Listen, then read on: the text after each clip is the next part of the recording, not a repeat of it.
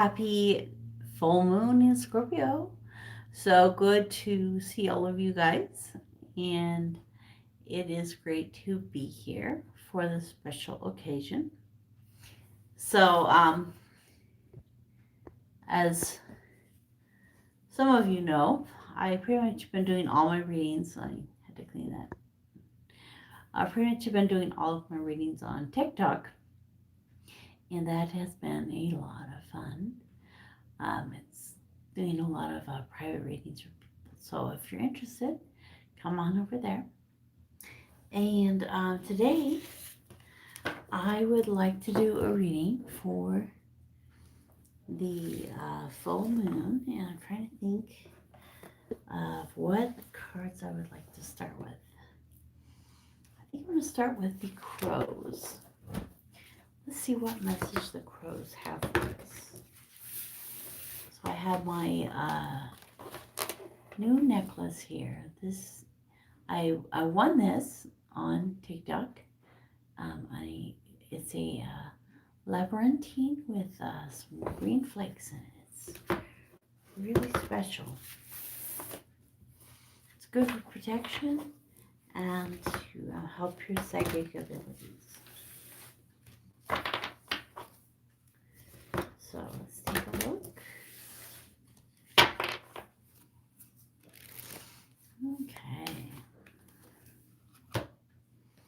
Okay, so for this time period, for this full moon, the crows are coming to us with commitment. And so you can see how they're working together to build a nest. They're committed for their family and their connection that they have created for each other. And so it's interesting. So this time it's calling us to the concept of commitment. So what are you needing to commit to? What is something that you should make a commitment about? And it's really cool because full moon is all about letting go of the old and embracing the new. And in doing that, then you leave room in your life to be committed to something new. Maybe there's something you've always wanted to do every week, but because there's something else in the way, you just don't get to it.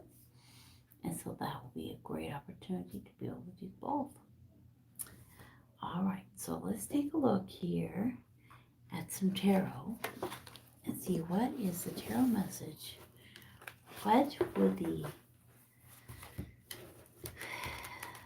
goddess, our spirit guides, angels, what would they like to tell us at this time about the full moon in Scorpio?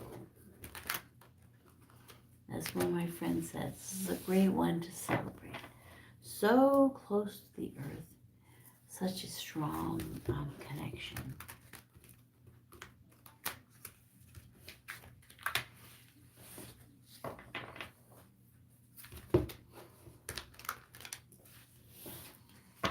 Okay, let's take a look.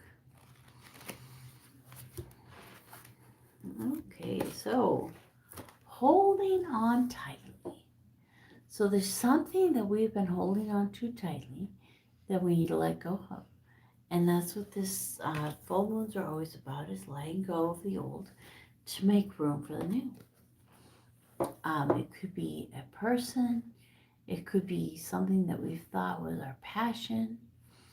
But as we move along, we find that it's just not quite what we've been looking for. And so, we've been fighting a lot of battles so far this year.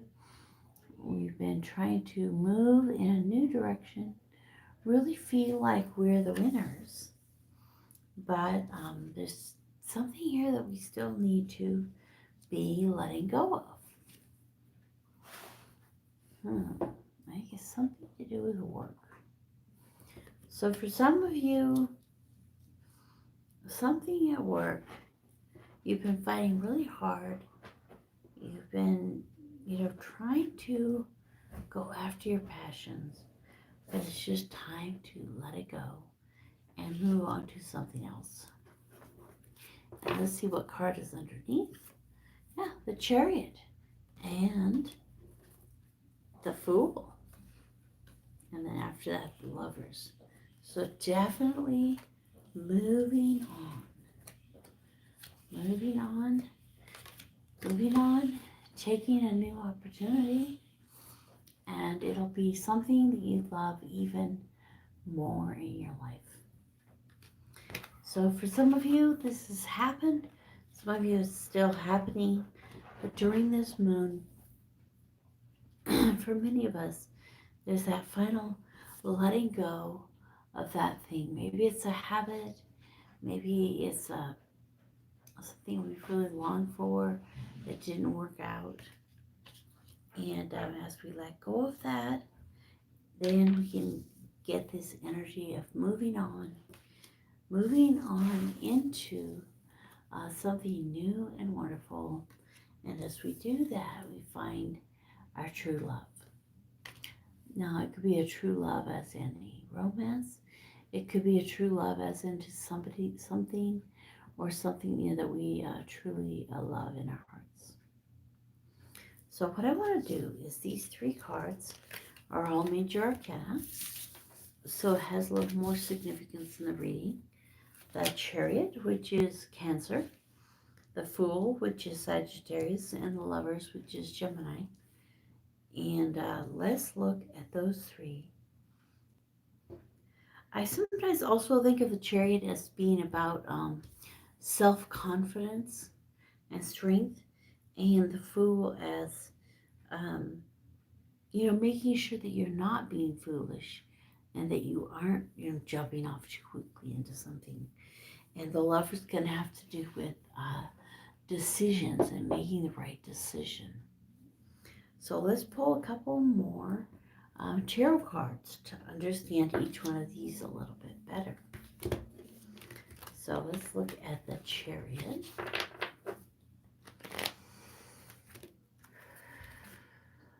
The Chariot got the Hierophant. 5 and 7. These, even though they're different major arcana, they kind of have the same feel right here. See how the guy is standing in both of them? It's just, there's something very similar about that standing and waiting in space and time for something, for the next thing to happen. Let me see if there's any other cards to help us understand the Hierophant. The Empress. 5, 3, 7.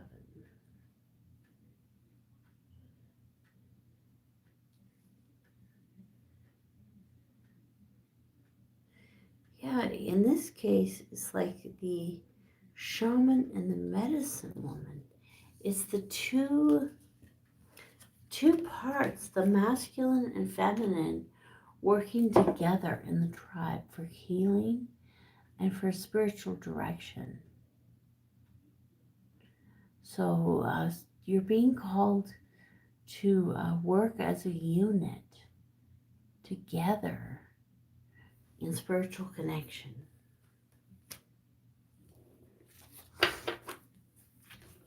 So your spiritual counterpart, whoever that might be for you.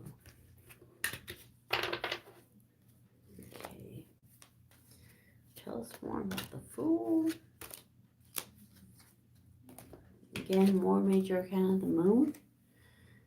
And matriarch of Vessels, which is the Queen of Vessels. Queen of Cups. Having a better understanding of love. So you're kind of taking a leap of faith, walking into the unknown of the moon, stepping into a stronger, better understanding of love and of strength in your life. Again, that feminine counterpoint. The moon and the feminine of the matriarch of Vessels have that feminine counterpoint coming in. And then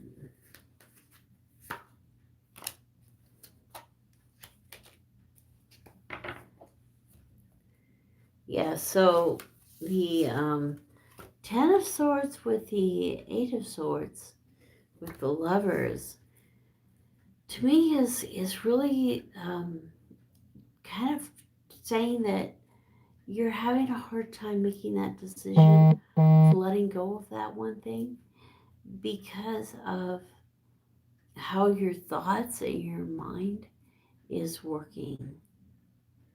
And so letting go of all the extra thoughts in your mind will help you to embrace this energy.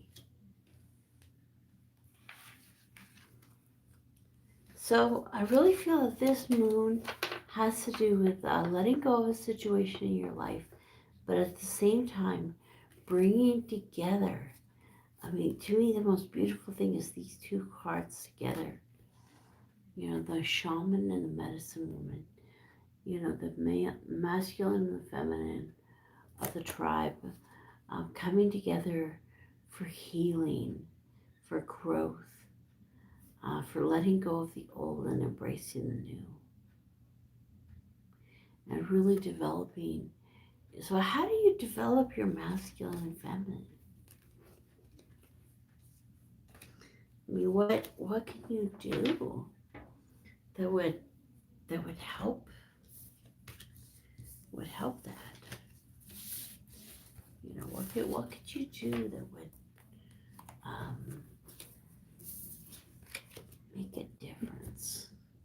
Okay, let me see.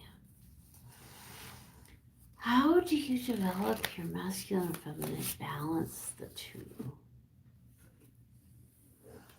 The energy of the wolf, bringing together all the things that you've learned and creating the wisdom. Walking into the truth like you have never before. You know, cleanliness, confidence. Yeah, it's just to bring those together is really bringing all the things that you've learned together into one whole is the best way to bring that masculine and feminine together in your life. So, well, this is going to be a wonderful day or two with the energies of the moon coming in. I definitely have been feeling a lot of downloads and just kind of, it's almost like an energy drain, but at the same time, it's the energy fill that things are happening in my heart and mind that I don't even totally understand myself. So I want to leave you with a little message to take with you.